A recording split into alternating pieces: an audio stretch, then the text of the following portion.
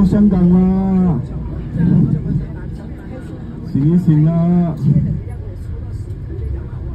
来哈，有没有想上厕所的？我也想。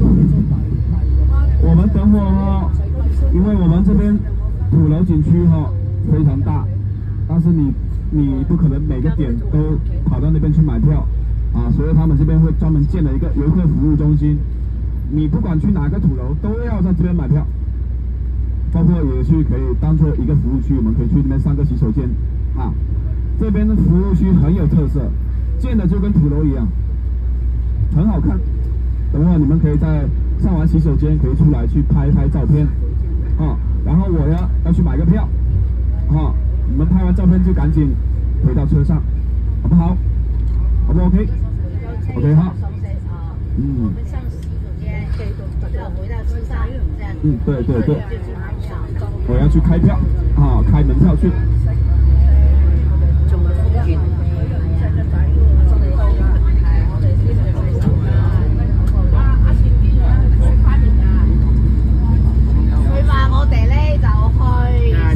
係啊，先去洗手間，咁去完洗手間咧，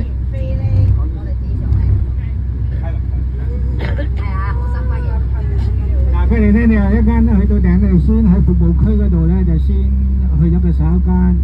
咁你嗌小菜就走去買門票，咁你又去完洗手間咧就，因為嗰啲洗手間就好有特色嘅，就好似啲土樓咁樣。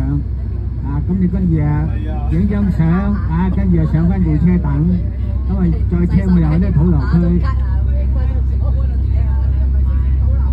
小菜識聽唔識講啊！小菜識聽唔識講。而家講得好好，而家講得好好。一丟丟，一丟丟。你交學費，我哋救你。多謝你啦，多謝你。因为小蔡每回去每个地方，我都会想学一下当地的特色的当地的语言哦。再加上我是广州出生的，所以我会对广东这个地方很有那种情怀，很有那种情怀的感觉，算是我第二故乡啊，第二故乡。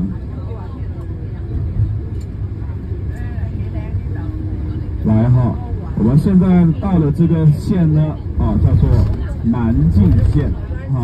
靖是郭靖的靖，郭靖的靖。